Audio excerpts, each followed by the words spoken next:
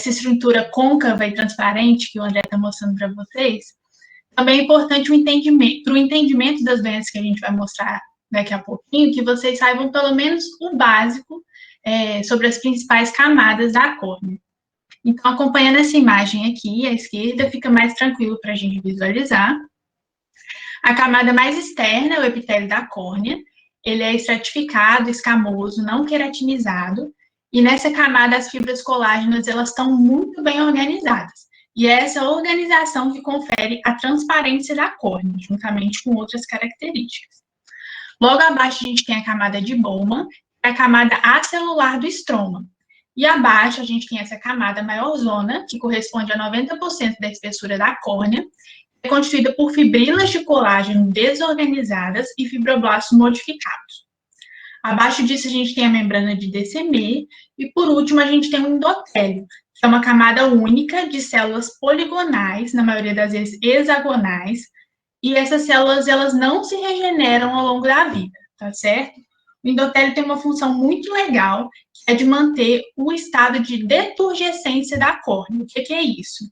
É o estado que a gente chama de estado relativo de desidratação, que nada mais é do que retirar um pouco de água da córnea, desidratar um pouco a córnea, principalmente a camada estromal, que retém muita água, para que ela também se mantenha transparente.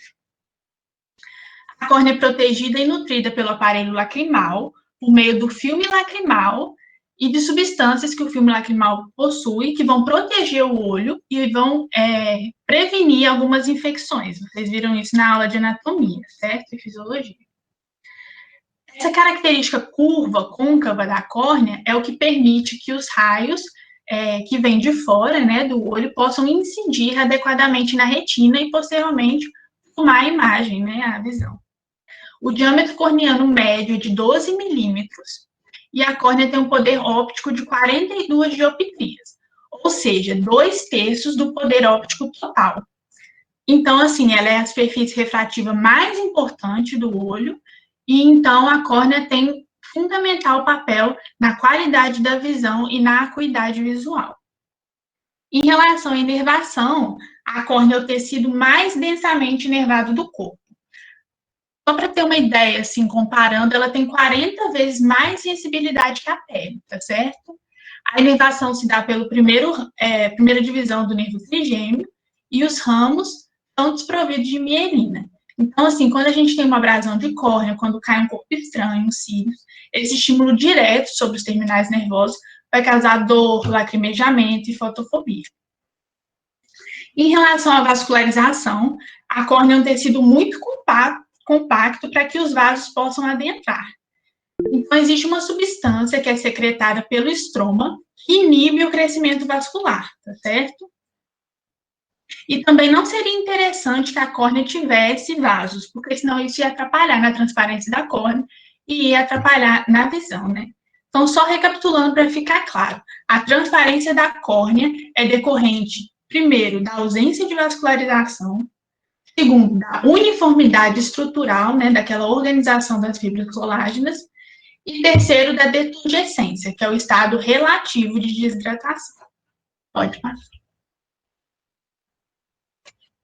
Em relação aos exames, para quem não viu, veja, Arthur fez um vídeo que fala bem direitinho sobre os exames. Então, assim, aqui eu só vou citar, tá? De acordo com as imagens, e lá ele explica melhor. Nessa primeira imagem, a gente tem a biomicroscopia, que é o exame da lâmpada de Fenda, que permite a visualização direta da córnea. Assim que fica. O próximo exame que eu vou mostrar aqui é a ceratografia, que faz a topografia da córnea, ou seja, ela analisa o relevo corneano. É isso que o Dr. Hiroshima fez num aplicativo, não sei se ele mostrou para vocês na aula, que ele fez um aplicativo celular que faz a ceratografia, certo? E assim a gente vê o relevo.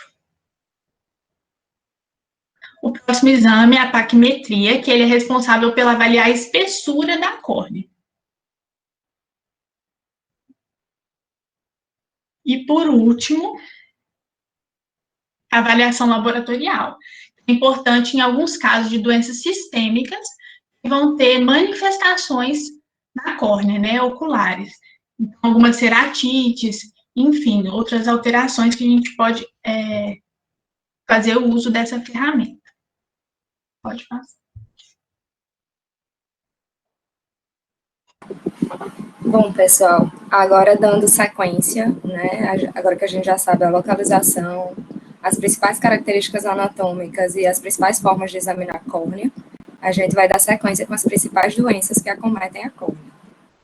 Para dar início a essas principais doenças, a gente vai falar um pouquinho sobre as ceratites, que são um grupo extenso, né, de causas possíveis e de etiologias possíveis, e a gente vai frisar aqui os pontos mais importantes. Como própria etimologia da palavra, como o doutor Hiroshima fala, diz, cerato vem de córnea e ite de inflamação.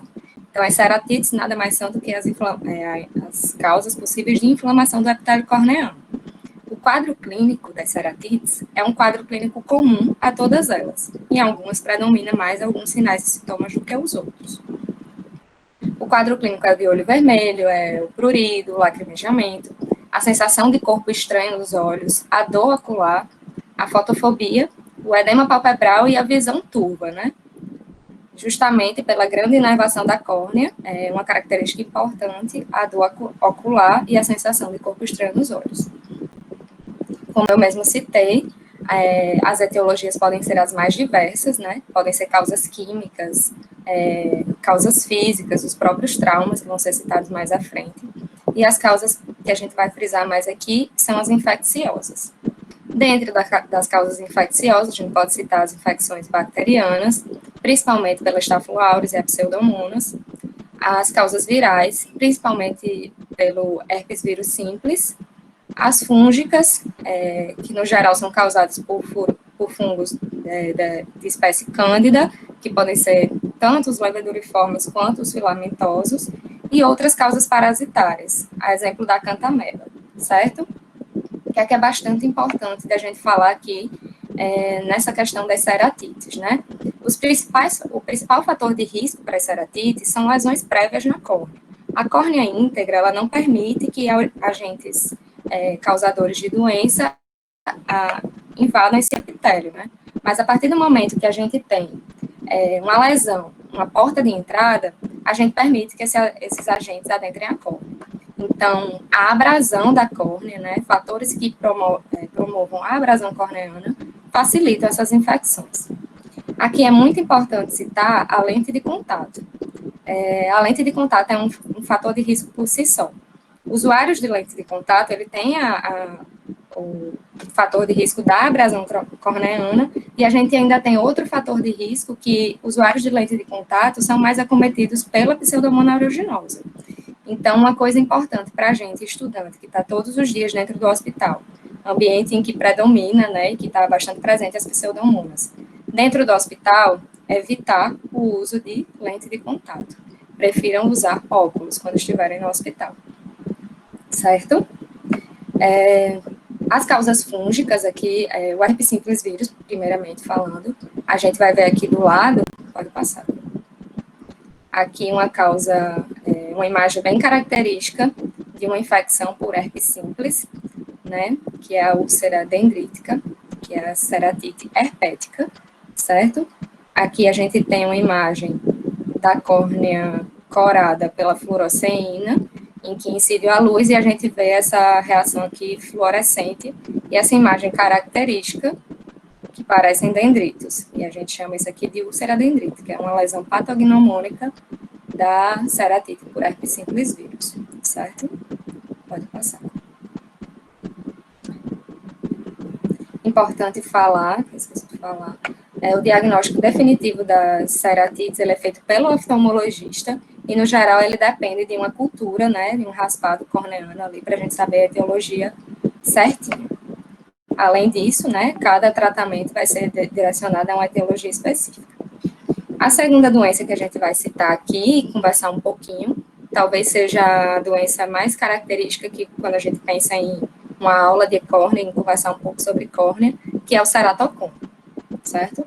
Então, a gente vai falar aqui brevemente que o médico generalista precisa saber sobre o que é ceratocone, a epidemiologia do ceratocone, os principais fatores de risco, quadro clínico clássico, para vocês suspeitarem de um paciente com ceratocone na unidade de saúde ou em qualquer cenário de prática, e as opções terapêuticas, para que vocês conheçam, né? A gente sabe que essa é uma parte bem específica do oftalmologista, mas é importante conhecer quais as opções terapêuticas essa doença conta, certo? Então, começando pela definição, o ceratocone é uma ectasia da córnea, que é não inflamatória e é degenerativa, e é causada por uma protusão da córnea na região central e paracentral. O que vai acontecendo? Aos poucos, a córnea vai ficando em formato de cone, né? Como o próprio nome da doença já diz, ceratocone. A apresentação do ceratocone, geralmente, ela é bilateral, mas ela acontece de forma assimétrica. Pode ser que uma córnea esteja mais pontiaguda, já mais prejudicada do que a outra, certo? Então, essa alteração da morfologia da córnea vai provocando alterações da transparência da córnea e alterações do foco, né? O feixe de luz incide e ele não incide mais sobre o mesmo foco. Isso pode causar a baixa de acuidade visual. Pode passar, outra coisa bastante importante para vocês saberem é a epidemiologia do ceratocone. Então, quando a gente pensa em ceratocone, a gente pensa em pacientes ali na transição da infância para a adolescência, podendo acometer adultos jovens também. Então, chegou um paciente com essas características, dependendo das próximas características que eu vou citar no quadro clínico, ficar atento que pode ser um caso de ceratocone. Entre os sexos, a doença incide quase que igualmente, e entre as diferentes etnias também. Pode passar. Então, aqui, os principais fatores de risco. Diante de um quadro, e a gente discutindo um pouco sobre ceratocone, esse é o slide talvez o mais importante. O principal fator de risco. Qual é o principal fator de risco, né? A fricção vigorosa dos olhos, né? O ato de coçar cronicamente os olhos é o principal fator de risco para ceratocone. Volta um pouquinho. Isso. Então, quadros de atopia, né, que a gente sabe que coexistem, a asma, a rinite alérgica, tudo isso que faz com que o paciente coce cronicamente os olhos, é o principal fator de risco para ceratocone. Muitas pessoas pensam que é a história familiar positiva, mas o papel da hereditariedade não é muito claramente definido, e muitos pacientes não têm história familiar positiva e têm ceratocone. Outras doenças, né, que são fatores de risco, aqui a gente pode ver a síndrome de Down, algumas doenças do tecido conjuntivo, né, aqui a gente pode ver Marfan, Ehlers-Danlos aqui do lado, e algumas doenças específicas oftalmológicas, como a neuropatia óptica congênita de Leber, que aí vocês não precisam saber muito, mas é também um fator de risco para o ceratocone. Pode passar, Kobe. Pronto, gente. Outro slide bastante importante, muitos de nós, né, quando nos formarmos, vamos atender na atenção básica, a gente precisa ter uma noção de qual é o quadro clínico clássico de um paciente com ceratocone. E é um quadro clínico bem característico. Vocês vão suspeitar, caso vocês vejam na prática clínica.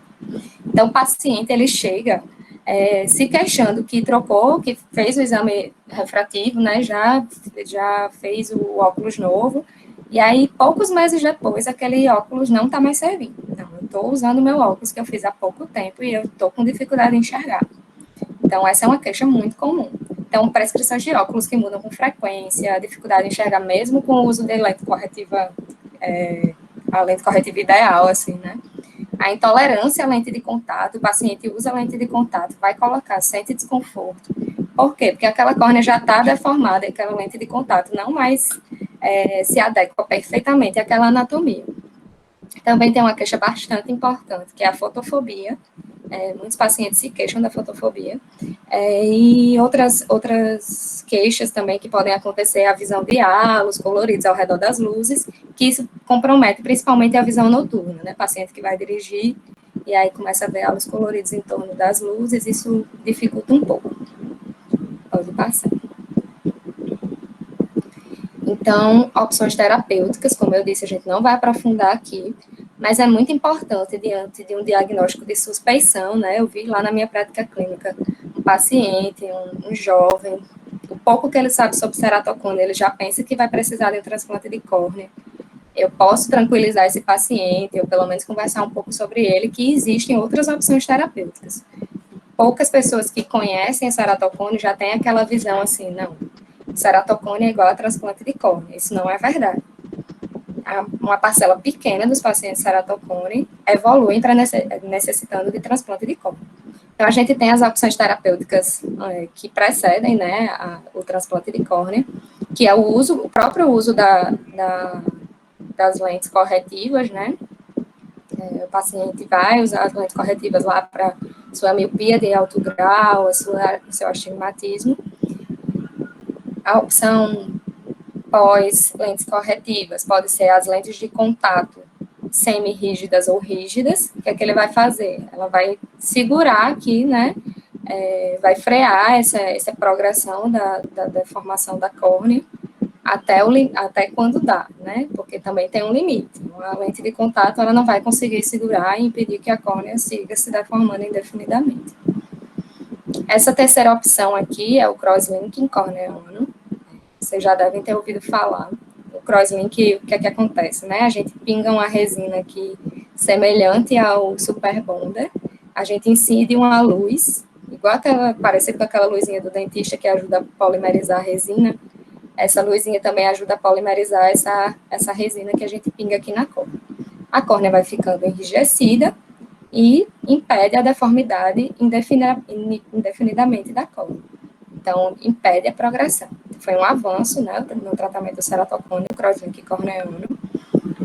Tem sido uma opção terapêutica bem interessante.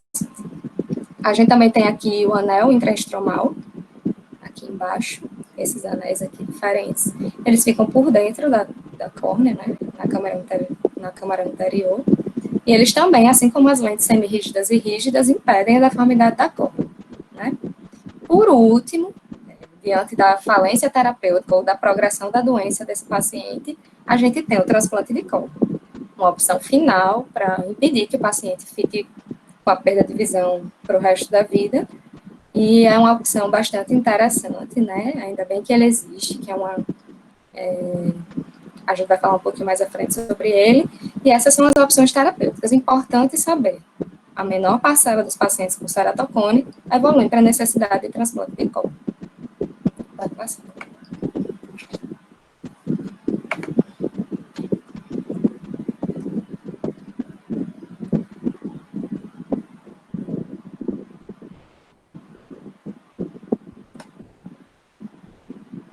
Pode passar.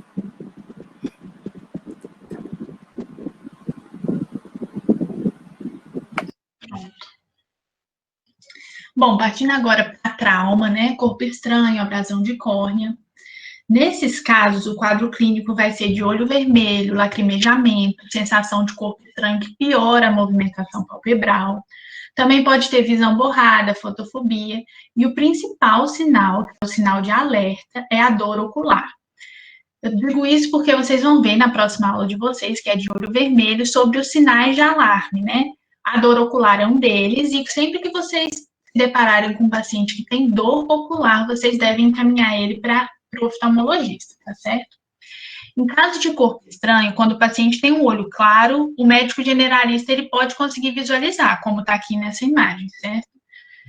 No entanto, quando o olho é mais escuro, fica mais difícil e provavelmente só o oftalmologista mesmo, com a biomicroscopia, né, que é a lâmpada de fenda que a gente citou, que ele vai conseguir identificar esse corpo estranho. De qualquer forma, mesmo que você visualize o corpo estranho, o máximo que você pode fazer, não sendo oftalmologista, é fazer uma lavagem abundante do olho, tá certo? Além disso, é necessário que não se faça curativo compressivo. Você faz um curativo, então, não compressivo, que pode ser feito com um copinho de café descartável, ou alguma coisa improvisada mesmo que você tenha na sua unidade de saúde, e que encaminhe diretamente para a urgência oftalmológica, né? Que no SUS, a urgência oftalmológica que a gente tem aqui em Natal é o Valfredo. Então, encaminhar direto para lá. Mas o mais importante em relação a isso é que a gente saiba o que não fazer diante de um quadro desse.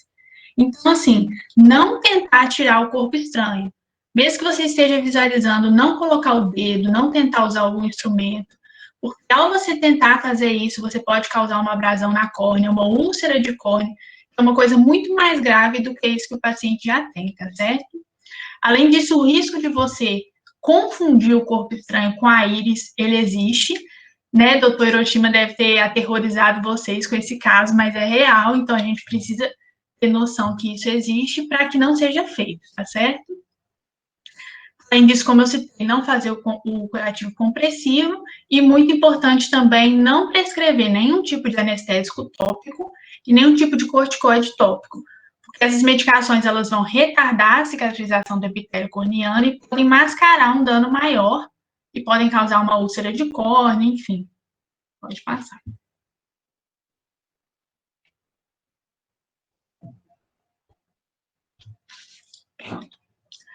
A úlcera de córnea, gente, falando um pouquinho dela agora, é a descontinuação do epitélio normal da córnea, que vai se associar a uma necrose perilesional. E como que isso vai se manifestar? Vai manifestar com um edema de córnea e uma infiltração celular. Vão dar essa característica mais turva a parte da córnea que está danificada. Dá para ver bem na primeira imagem. O quadro clínico vai ser semelhante ao do trauma de córnea, a gente vai ter um olho vermelho, né? Lacrimejamento, desconforto ocular, fotofobia, e os dois sinais de alarme que a gente vai ter vai ser dor ocular e diminuição da acuidade visual. As causas da úlcera de córnea são as mais diversas, assim. Na fisiopatologia, a gente tem dois fatores determinantes para o surgimento da úlcera de córnea. O primeiro deles seria a perda da integridade do epitélio, e o segundo fator de risco seria uma infecção secundária nesse tecido. Então, assim, todas as doenças e condições que podem ocasionar um desses fatores são fatores de risco. Então, trauma, como eu citei, ceratite, que a Bia citou bem, das mais diferentes etiologias, condições que impeçam o olho de se fechar corretamente, ou seja, que a pálpebra não consiga exercer a função de proteção, né, e que o filme lacrimal também não consiga exercer as suas funções de nutrição e barreira.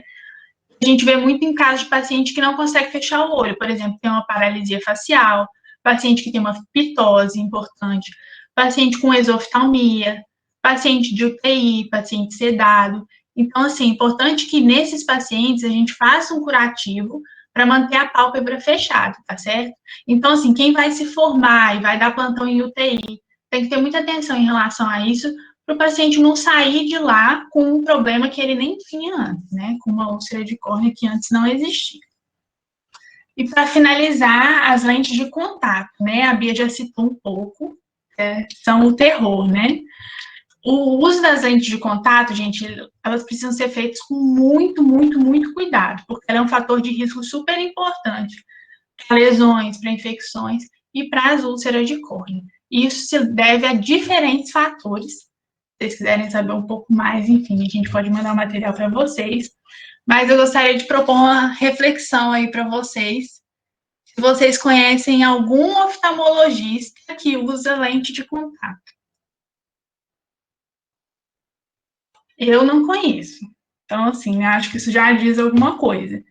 Então, fica aí a reflexão para quem gosta de tomar banho de piscina, quem vai de lente para o hospital, quem vai de lente para a praia, para quem dorme de lente, então tomar cuidado, certo? Para finalizar um pouco de úlcera de córnea, a gente tem uma outra condição que merece muita atenção do futuro médico generalista. Quando vocês estiverem rodando no internato, pode ser no de pediatria, na GO, nas UBSs, principalmente depois de formado, né, que vocês vão ter mais responsabilidade, isso vai acontecer, vocês vão se deparar com bebês recém-nascidos que têm um quadro de conjuntivite purulenta. Às vezes, o quadro não é tão exuberante como esse aqui da foto, tá certo? Mas a mãe vai relatar que o bebê está mais irritado, está com dificuldade na amamentação, está com os olhos pregando, com crosta, está saindo pus. Então, a gente precisa estar muito atento para esse tipo de queixa, para esse tipo de apresentação, porque é uma condição que necessita de diagnóstico e tratamento imediato. Então, assim, pode passar. Né? Caso não seja tratada adequadamente, a conjuntivite neonatal ela evolui muito rapidamente para uma úlcera de córnea e evolui para cegueira em um curto período de tempo, em coisa de 48 horas. Então, assim, a gente tem que estar muito atento porque é um desfecho catastrófico, né? Você imagina um recém-nascido já ter o diagnóstico de cegueira para o resto da vida, né, por conta de um descuido ou, enfim, falta de conhecimento mesmo. Em relação à etiologia, as principais que a gente chama atenção é a conjuntivite por clamídia e por gonococo. Claro que o diagnóstico de certeza só vai vir depois da cultura, né?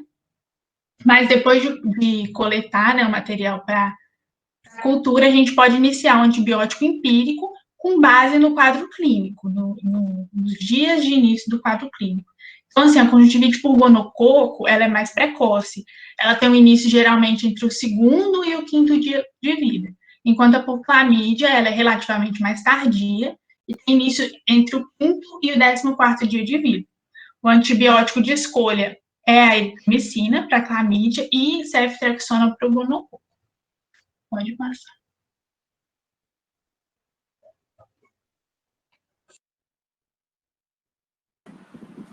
Então, pessoal, agora conversando um pouco sobre outras alterações da córnea, que entram principalmente em alterações morfológicas que podem ser realizadas ao desenvolvimento ou alterações degenerativas, certo? Iniciando por alterações, anomalias relacionadas ao desenvolvimento, a gente pode citar dois diagnósticos principais. Esse aqui a gente está vendo uma microcórnea, né? A gente pode ver aqui que predomina esclera, né, nessa região que a gente está vendo. A córnea está aqui bem restrita, só nessa região bem pertinho da pupila, certo? A microcórnea se caracteriza por um diâmetro corneano inferior a 11 milímetros. Outra condição também relacionada ao desenvolvimento é a megalocórnea. Nesse paciente aqui, diferente do paciente passado, a gente vê basicamente, né, o olho todo, somente córnea, a gente vê bastante a íris e a córnea e pouca esclera. A megalocórnea se caracteriza por um diâmetro corneano superior a 13 milímetros, certo?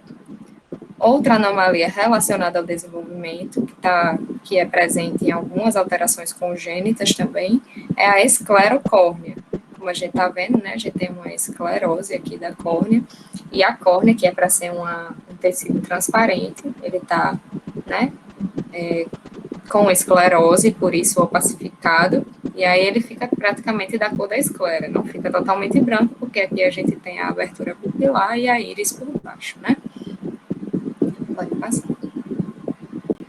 Outras alterações morfológicas que não necessariamente têm alguma repercussão clínica, a gente pode citar aqui o arco senil. O arco senil, ele pode ser assim, esbranquiçado, ele pode ser um pouco mais azulado, e ele é uma alteração, uma degeneração periférica benigna, normalmente ocorre bilateralmente, e é extremamente comum após os 50 anos de idade, né? Ele está relacionado, o desenvolvimento dele está relacionado com o fluxo sanguíneo local adequado, né?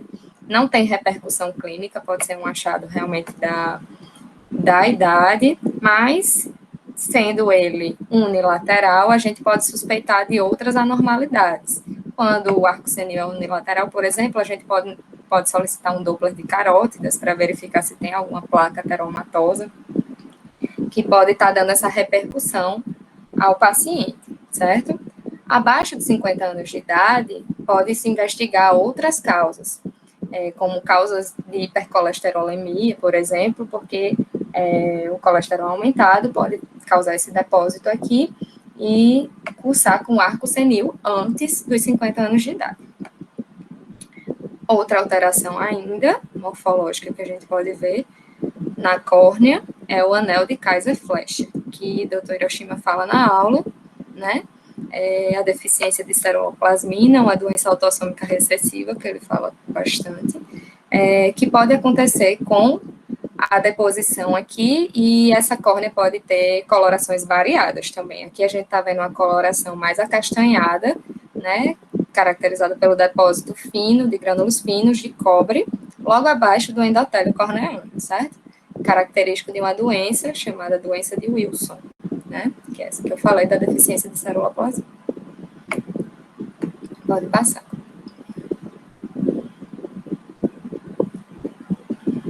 Para finalizar, né, a nossa apresentação e a nossa aula sobre córnea, patologias da córnea, Nada mais justo do que finalizar falando um pouco sobre o transplante mais realizado no mundo, que é o transplante de córnea.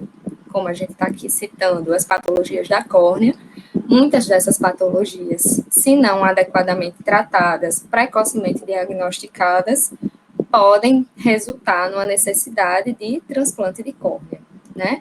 Então, a descoberta e o domínio dessa técnica foi bastante importante, porque a gente viu a quantidade de doenças diferentes que podem, né, evoluir para uma necessidade de transplante corneano, que depois do advento do transplante de córnea, os pacientes conseguiram voltar a enxergar, mesmo depois dessas complicações. Então, não sei se vocês sabem, mas essa cirurgia ela é realizada quase que diariamente no UOL, né? E a gente tem bastante pertinho da gente, quem tiver interesse de ver, pode, de repente, chegar lá na oftalmo e tentar acompanhar. E muito importante, né, para a oftalmologia, o transplante de córnea, e nada mais justo do que finalizar a nossa apresentação citando. Está aqui, né, o transplante de córnea.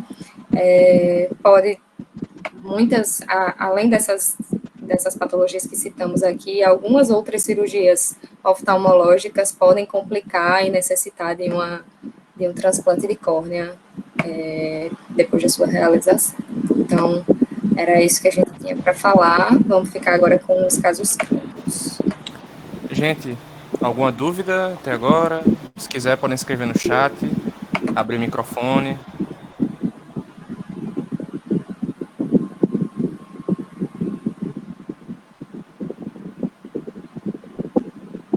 Tem uma dúvida de João Pedro.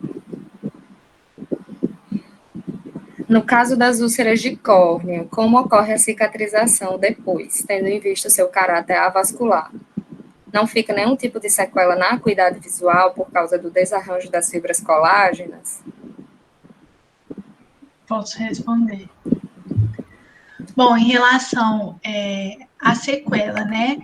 Por isso que é importante o diagnóstico precoce. A sequela vai depender muito do estágio que você aborda essa úlcera. Então, se for um estágio inicial, pode ser tratado, enfim, e o epitélio corneano consegue se rearranjar só com a forma como ele se nutre através do filme lacrimal, entendeu? Mas se já tiver no estágio médio para mais avançado, aí sim a gente vai ter uma sequela mesmo para o resto da vida, ou então que só pode ser tratada com transplante, e sim a gente vai ter a diminuição da acuidade visual e vai ficar aquela cicatriz, né, na córnea, justamente também por esse fator de ser avascular. Então, ela não tem uma capacidade de regeneração tão boa quanto outros tecidos. Juliana está perguntando, microcórnea diâmetro abaixo de 11 milímetros? Abaixo de 11 milímetros. Alguns caracterizam como abaixo de 10 milímetros, mas está nessa faixa. A partir de 10 milímetros para baixo, a gente considera microcórnea.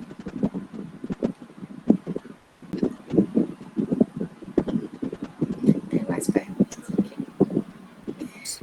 A Alissa está perguntando o que utilizamos para fazer a lavagem do olho no caso de trauma.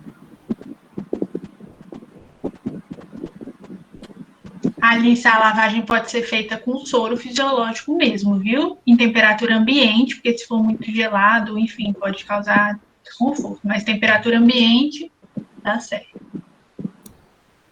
Gente, nós preparamos agora alguns casos clínicos, certo? Então... Tem mais uma pergunta, André. Tem só mais uma. Opa, desculpa, então. Repetir os sinais de alarme na úlcera de córnea. Raquel está perguntando. Raquel, vocês vão ver isso direitinho na próxima aula de olho vermelho, mas na úlcera de córnea a gente vai ter principalmente a dor ocular, pode ser sem o paciente movimentar o olho nem nada, principalmente a dor ocular, tá certo? Tem só mais uma dúvida, que é dessa parte também, da parte de lavar o olho, no caso de queimaduras químicas. Gabriel está perguntando se lava com soro também. Em caso de queimaduras químicas, lava com soro também? Pronto, Gabriel, sim, isso é uma dúvida muito comum, porque muita gente, às vezes, tenta, como fala, equilibrar a reação, né? Então, se a pessoa fez uma queimadura química com algum produto ácido, o pessoal tenta fazer uma lavagem com Neutralizar. produto básico, enfim. Mas isso é errado, tá certo? Porque toda reação química, quando ela tem uma compensação, né, assim, isso vai gerar liberação de calor. E imagina, né, o que o calor vai fazer com o olho, que é um tecido tão sensível. Então, sempre dá preferência para lavagem com soro, tá? Nunca usar nenhum tipo de outro componente químico para tentar realizar essa lavagem.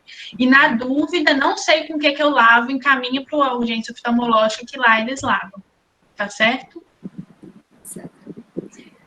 Peraí, só Raquel, que eu esqueci de falar, da diminuição da acuidade visual, tá? Que é o sinal de alarme da úlcera de córnea. Mais alguma dúvida, pessoal?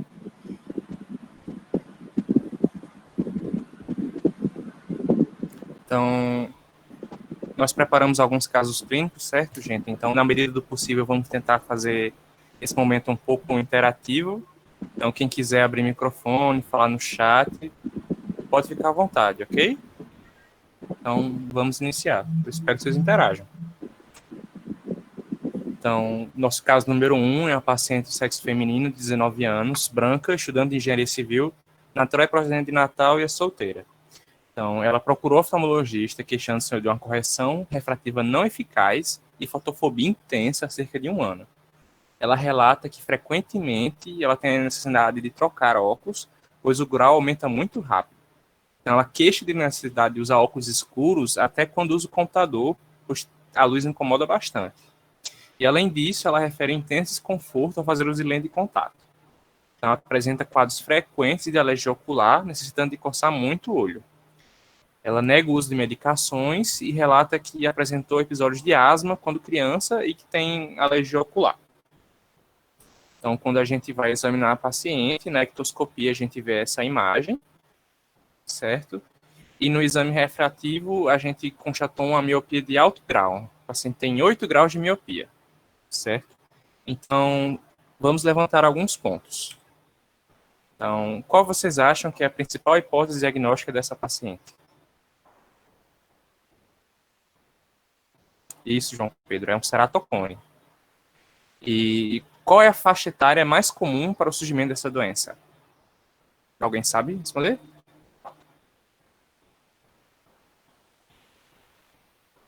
Acho que essa dela, né? Sou mais Isso. jovem, adulto jovem, então. Isso. Então, o ceratocone, a faixa etária alvo dele é nessa transição da infância para a adolescência, da adolescência para adulto jovem. Então, não comumente a pessoa, quando pequena, começa a usar óculos, com 2 anos troca de óculos, troca de óculos. Dos 15 aos 20 anos tem uma progressão rápida, certo? E a pessoa geralmente tem esse diagnóstico. E quais os fatores de risco essa paciente apresenta para a ceratocone? Muito bem, Miller.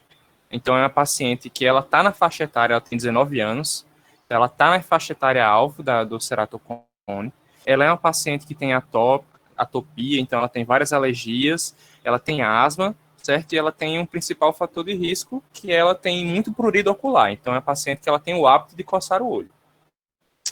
E sobre a progressão dessa doença, o que é que vocês acham? Que ela progride indeterminadamente ou que ela estabiliza com algum tempo?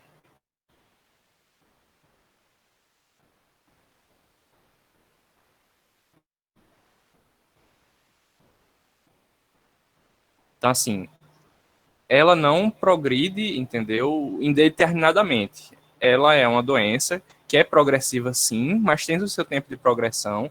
Então, ela é progressiva em torno de 5 a 10 anos, mas ela tende a estabilizar em determinada idade, certo? Não comumente na oftalmologia a gente vê pacientes, certo, que eles têm ceratocone, mas é um ceratocone que se estabiliza cedo. Então, geralmente, esse paciente ele não precisa daquelas intervenções um pouco mais agressivas nesse sentido. E vamos lá, qual o tratamento mais indicado para essa paciente? Lembrando que ela já usa óculos.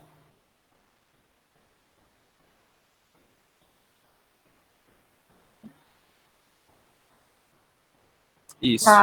Tentar a lente e depois um crosslink não funcionando, né?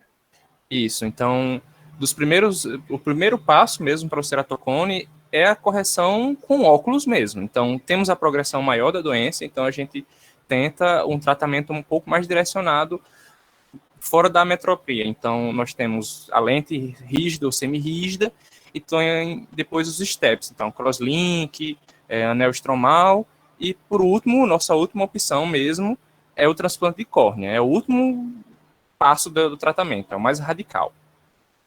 E qual recomendação vocês fariam para essa paciente? Você acabou de receber ela no seu consultório, você é médico da atenção primária, certo? Você está encaminhando ela para o oftalmo porque você acha que é um ceratocone. Mas o que é que você vai dizer para ela na saída, antes dela chegar à consulta com o oftalmo? Muito bem, Gabriel. Não coce, então evitar coçar os olhos, porque esse hábito de coçar o olho, ele tende a fazer a doença progredir mais rapidamente e ter uma progressão pior do que um paciente que não tem esse hábito. Certo? Então, alguém tem alguma dúvida desse caso?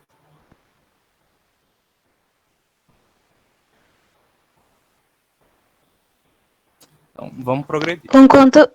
Ai, foi mal. Pode falar, Tá pode me falar. ouvindo? Pode falar. Tô sim. Com quanto tempo, tipo assim, ela vai colocar lente aí, de quanto tempo eu fico avaliando para ver se ela vai ter necessidade de fazer? Então, assim, eu acredito que ela fique sendo acompanhada de 3 a 6 meses, também vai depender do estágio que a doença dela se encontra. Mas Então, quem vai avaliar ela é o oftalmologista, né, no caso. Exatamente. Mas é isso mesmo, de 3 a 6 meses, nesse intervalo de tempo. Só que é um acompanhamento com o oftalmologista, não mais com o médico da atenção básica. Então, assim, pacientes que descobrem o ceratocone mais tardiamente, então com seus 20 anos, 22 anos, eles tendem a ter uma doença mais branda do que aqueles que geralmente têm mais cedo, que têm uma progressão mais rápida e um maior tempo de progressão. Então, se o paciente ele descobre nessa idade já de adulto jovem, ele não necessariamente ele vai precisar de uma lente rígida. Então, se a gente viu que já está estável no acompanhamento, a gente não intervém. Vamos para o caso número 2.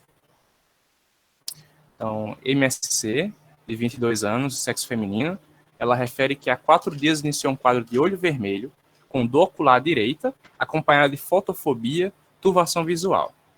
Ela conta que percebeu o início dos sintomas após dormir com a lente de contato no referido olho, pois esqueceu de remover, né? É muito comum, né? A pessoa chega de uma festa, tá de lente, fica de lente e dorme. E aqui colocamos o exame apenas do olho direito para ser um pouco mais objetivo.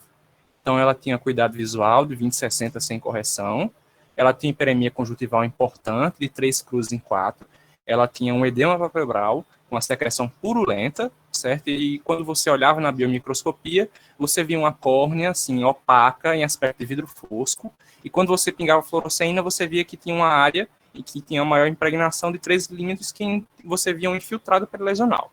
E, além disso, ela tinha uma reação inflamatória de câmara anterior, com a formação de uma linha de hipópio. Então, quando a gente examina essa paciente, a gente vê isso aqui. Então, aqui, ó. Aqui seria, toda essa área aqui seria corada com a fluoresceína. Não coloquei mais com fluoresceína, mas você imagina que aqui vai ficar verde, parecido com aquela lesão da ceratite herpética, só que sem a formação de dendritos, vai ficar uma bolinha.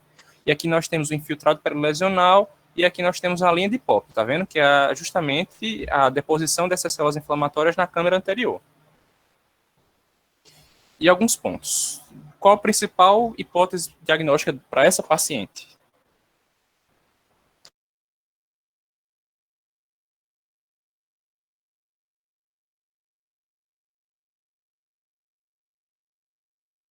Isso, João Pedro, é uma ceratite. Mas vocês pensam em algum bicho, como diria o Dr. Enio, causando essa ceratite? Não necessariamente o nome do bicho, mas qual tipo de bicho? Isso, Juliana. É uma ceratite bacteriana. Então, o agente etiológico, já pulando para o ponto 3, o agente etiológico mais provável desse caso ser uma pseudomonas, que a pseudomonas aeruginosa, certo, é o agente etiológico mais comum das infecções de ceratite por lente de contato, mas não é necessariamente, certo, é a única. Nós temos aí outras bactérias que são comensais na nossa pele. Nós temos o Staphylococcus aureus, nós temos o Streptopiosnes, certo? E também tem as outras bactérias que são um pouco mais virulentas, que ela tem uma capacidade de sozinha fazer a penetração corneal, como a clamídia e a gonorreia. E o que nos faz pensar nessa hipótese? Vou voltar aqui no caso. O que vocês veem aqui do caso que você pensa que pode ser uma ceratite bacteriana?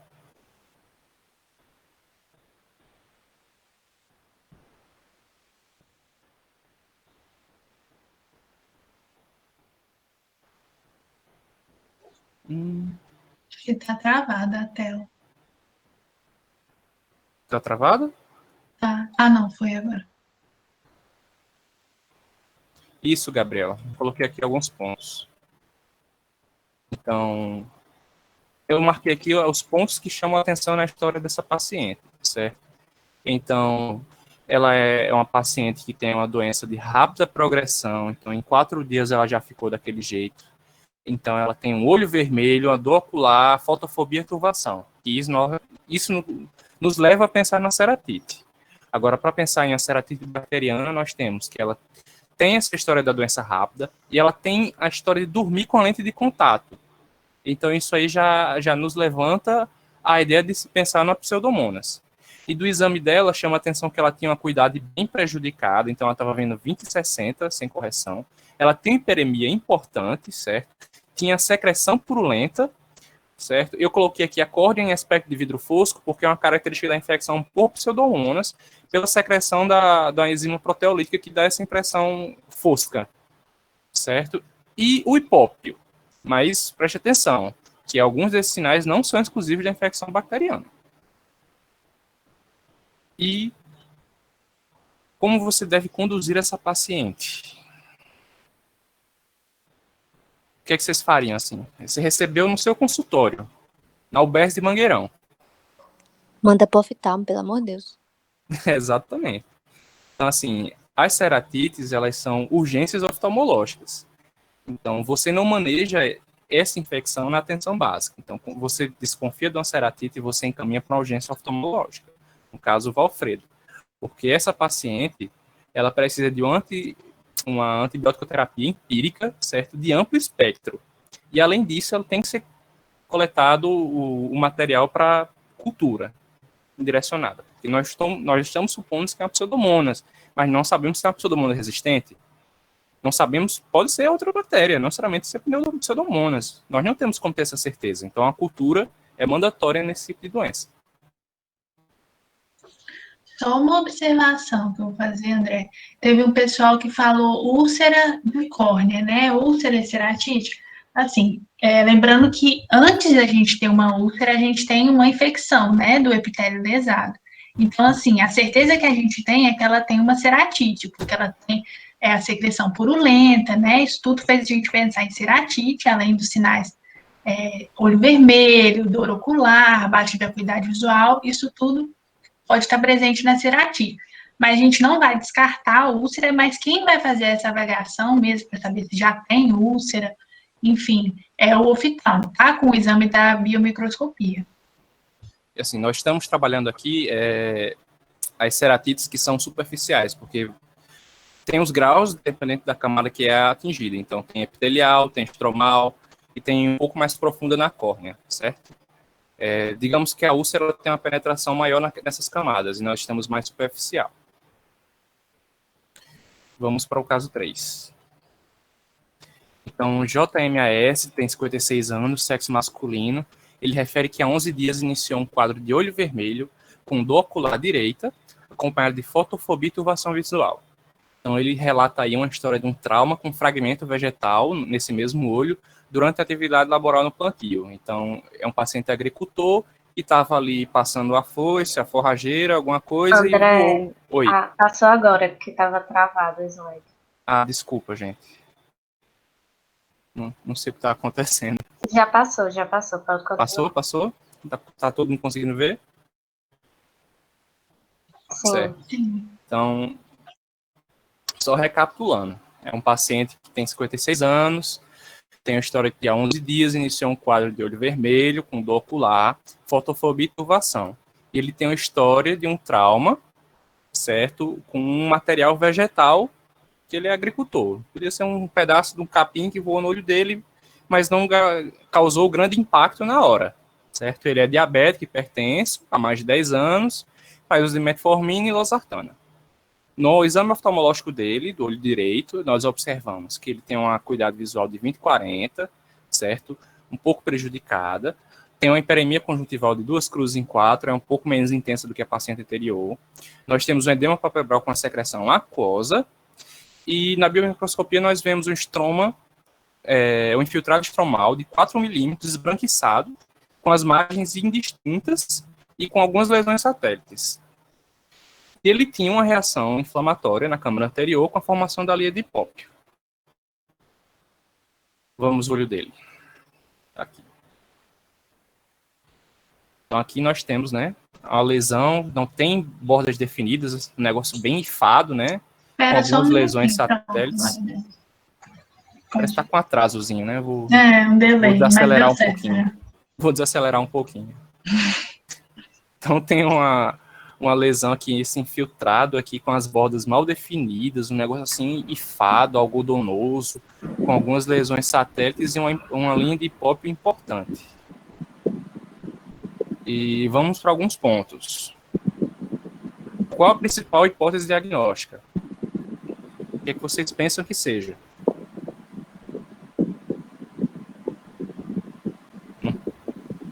Não passou o slide ainda, né? Passou agora. O que é que vocês pensam que seja?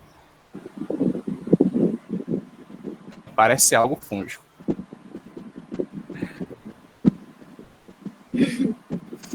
É uma ceratite fúngica. Mas o que faz pensar em ser uma ceratite fúngica?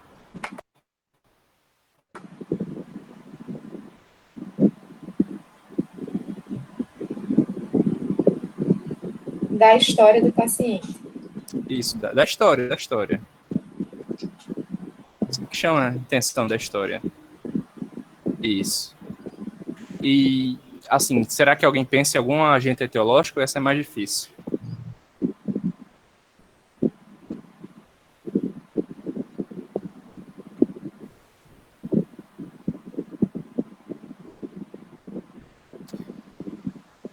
Então, assim, o que chama atenção na história desse paciente?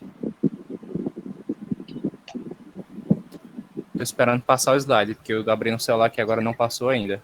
Quando Gabriel passar, falou trauma prévio com possibilidade de inoculação do agente. Thaís, meu slide já passou aí para vocês? Ainda Não. Caramba! Peraí.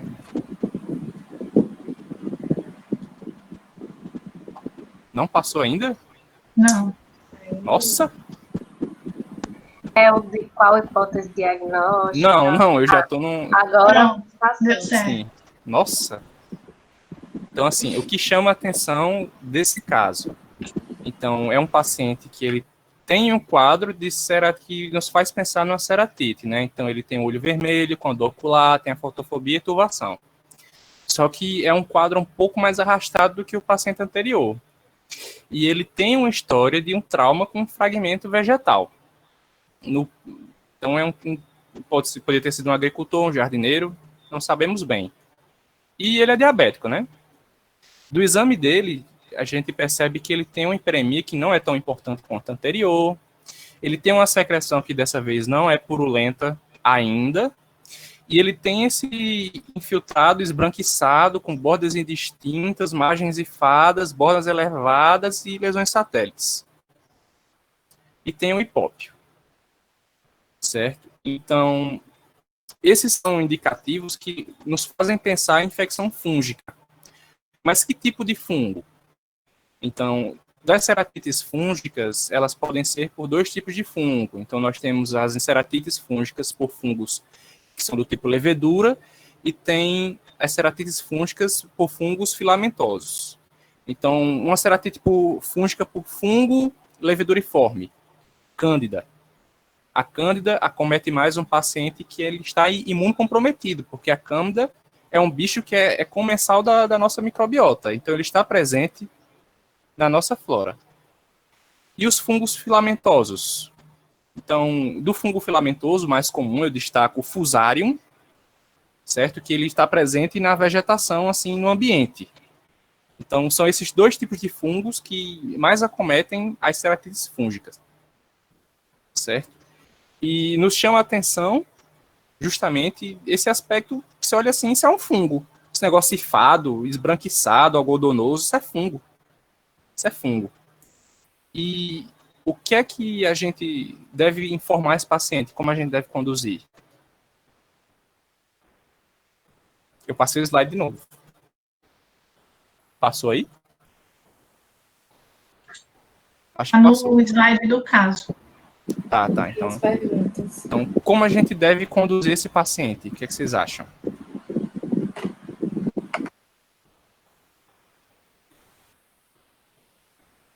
Acha que dessa vez a gente vai fazer alguma coisa na PES? Isso mesmo, João Pedro. A gente vai encaminhar de novo, porque na PES a gente não resolve. Então, é uma ceratite, é uma urgência oftalmológica, só frisando de novo. Então, esse paciente deve ser encaminhado e referenciado à urgência oftalmológica do Valfredo, certo? Porque esse caso, a gente viu agora e a gente teve a impressão que é fúngico. Mas se ele tivesse progredido mais, a gente não saberia mais diferenciar se é uma infecção fúngica ou bacteriana.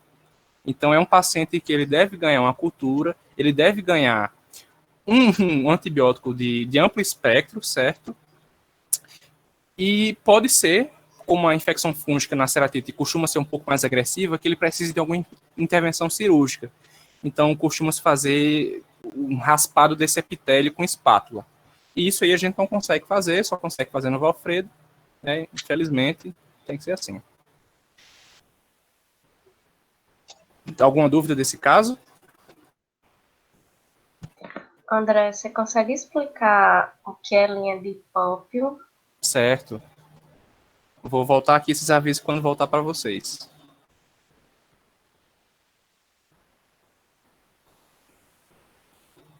Voltou? Voltou. Pronto. Então, o que é o hipópio? Hipópio é a deposição na câmara anterior de células inflamatórias. Então, linfócitos, neutrófilos, eles se depositam e migram por uma atividade inflamatória na câmara anterior, na córnea, mais aqui nas camadas, na endoftalmite, entendeu? Hipópio é essa linha aqui, ó. Essa deposição de células inflamatórias. Vocês estão lembrados do que é ífema?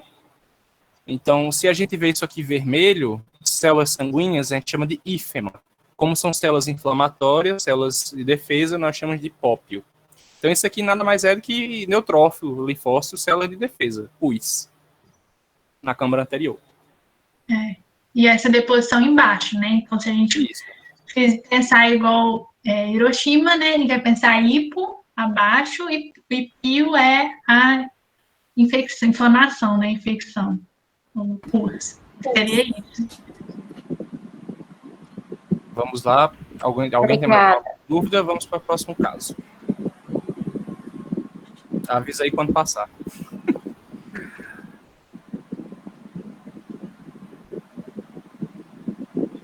Tá passando. Passou. Então, passou? Tá. Passou. JMAS, tem 36 anos, é uma paciente do sexo feminino que refere que há 8 dias iniciou um quadro de olho vermelho com desconforto ocular leve à direita, acompanhado de fotofobia, turvação visual e lacrimejamento. Ela associa esse quadro a um evento que ela participou na Praia de Ponta Negra 2 dias antes do início dos sintomas. E no final da consulta, ela demite para você que tinha em casa e pingou um coleiro de corticoide por conta própria.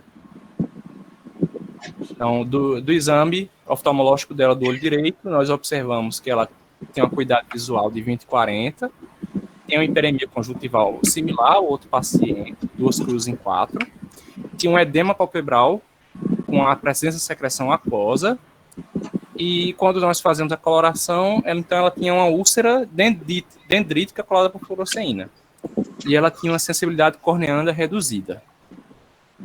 E quando a gente vai examinar, a gente vê isso aqui. Passei. Foi. Aqui. Então, é menos exuberante que a gente viu, Mas aqui dá para ver que são pequenos dedos, né, dendríticos. E vamos aos pontos que nos interessam. Gabriel já respondeu. Vocês estão ligeiros, viu? Então, o que a gente pensa que provavelmente está cometendo essa paciente é uma ceratite viral, uma ceratite herpética. Uma ceratite causada por herpes vírus simples, provavelmente. E o que nos faz pensar nessa hipótese? O que é que vocês acham que faz a gente pensar numa doença viral por herpes sem ser a lesão dendrítica da história da paciente?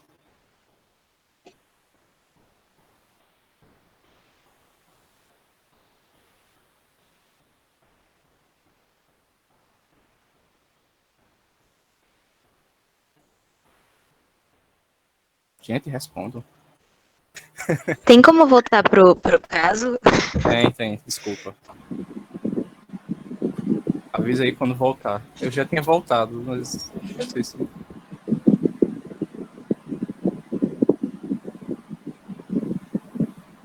Voltou. Tá aí a história. O que é que vocês acham?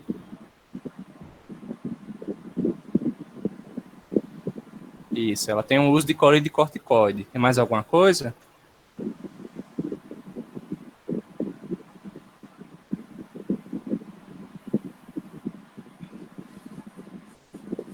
Isso, alguns sinais que indicam ser uma doença que não é bacteriana. Pensando em fatores que predispõem. Da história. Exposição ao sol, muito bem. Vamos voltar aqui, estou passando o slide e aviso quando passar para vocês.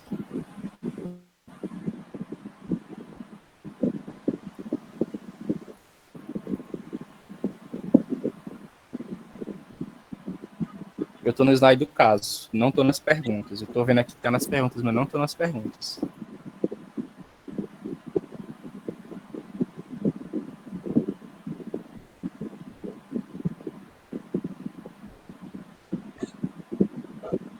Minha gente, esse slide não passa, não. Daqui a pouco dá certo. O pessoal tá afiado, tá todo mundo sabendo direitinho. Ai. Não tá passando. Tá rolando, ele vai descer.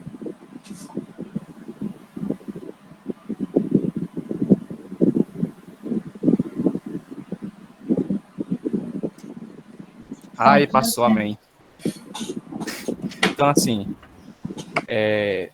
da história dela, né? Então, ela tem uma doença que nos aponta para ser uma ceratite, ela tem um olho vermelho, um desconforto ocular um pouco mais leve do que os anteriores, certo? Ela não tem aquela dor, não está tão dolorido. Ela tem fotofobia, ela tem aturvação visual e ela tem um lacrimejamento. Então, o que é que ela está associando a esse evento? Então, 2 dias antes, ela foi para Ponta Negra, passou o dia no sol lá dançando, tomando cerveja, se estressou com o namorado, ficou com o olho vermelho. Por quê? Foi só porque usou colírio? Não. Então, botei aqui outros fatores.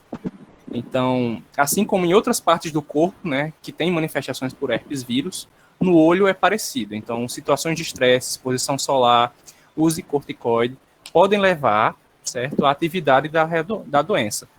Reativação. A manifestação ocular de pré-infecção por herpes é muito raro, menos de 2% das infecções. Então, além disso, né, do exame físico que nos apontam a pensar em ser uma ceratite herpética, é a úlcera dendrítica, essa sensibilidade corneana reduzida.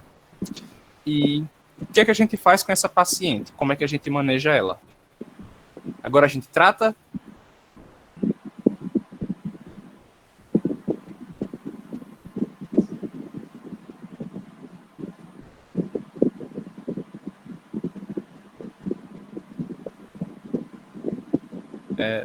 Não. Ainda assim, ela tem que ser referenciada ao oftalmologista, com urgência, por ser uma ceratite. Então, ela precisa de uma avaliação, porque não sabemos a extensão dessa ceratite dela, entendeu? Não temos como adivinhar que é uma ceratite herpética na atenção básica, porque nós não temos corante de fluoresceína. Então, ela tem que ser avaliada por um oftalmologista especialista na urgência. E a condução dela, do tratamento dela no oftalmologista, vai ser com um colírio de aciclovir, provavelmente. A não ser que ela tenha outras manifestações sistêmicas de herpes vírus. Certo? Então, assim, gente, o que foi que deu para perceber desses casos de ceratite? Que a história clínica, ela tem uma grande importância para nos dar o primeiro direcionamento, certo? Quando a gente pensa numa doença oftalmológica. Então, o que é que aquele paciente ele estava fazendo? O que é que levou ele a sentir aquilo? Será que ele teve um trauma? Será que ele usa lente? Será que ele foi para algum evento? Teve algum estresse, alguma coisa? Então, sempre fazer uma boa anamnese para deixar isso claro e excluir outras causas. Porque se a gente não sabe que a paciente ela se estressou em Ponta Negra, a gente não raciocina isso. Se a gente não sabe que aquele paciente caiu um pedaço de capim no olho dele, a gente não consegue pensar que é fúngico, entendeu? A gente vai acabar dando antibiótico para todo mundo, se a gente não faz uma boa anamnese e colhe uma boa história. Certo? Então, alguém tem alguma dúvida ainda dos casos que a gente apresentou? Muita gente pode pensar assim, não, mas eu mesmo na atenção básica vou encaminhar todos os casos ao oftalmologista. Tudo bem, mas a gente vê que é muito importante saber encaminhar. Então, se você suspeita, você já faz um encaminhamento melhor, você já dá um segmento melhor para aquele paciente. Então, esses dados da anamnese e do exame físico e da história do paciente vai facilitar muito a vida dele e fazer um encaminhamento adequado. E é como Juliana falou, na dúvida a gente referencia, porque não é do nosso domínio, certo? Então, gente, era isso que a gente tinha para trazer um pouco para vocês na monitoria, certo? Na próxima semana vai ter a monitoria, vai ser de olho vermelho. Excepcionalmente, a gente fez no sábado, hoje à tarde, mas o horário padrão vai ser pela manhã, ok? Então, próximo sábado, 10 da manhã, se não tiver outro imprevisto, inconveniente, esse vai ser o horário, certo? Então, aguardem. Depois a gente vai estar confeccionando um pequeno mapa mental com alguns pontos que a gente considera importantes de córnea, certo? E vai ser postado no Instagram. Infelizmente, não apareceu para ninguém a opção de gravar, então a gente não conseguiu ter essa aula gravada. É uma pena, mas não apareceu. Tentei aqui abrir 5 contas minhas de e-mail, inclusive meu institucional, mas não apareceu a opção de gravar. E acho que para também ninguém, não sei porquê. Mas você conseguiu gravar? Ai, meu Deus, mentira. Consegui. Alissa, você é heroína. Depois me passe, por favor. Alegria, meu pai. Porque essas monitorias que nós estamos fazendo remotas, elas estão ficando no YouTube, no canal da Oftalmonitoria, certo? Então, depois eu passo o link para vocês, que vai ficar salvo lá se alguém quiser reassistir depois. Alguém não veio.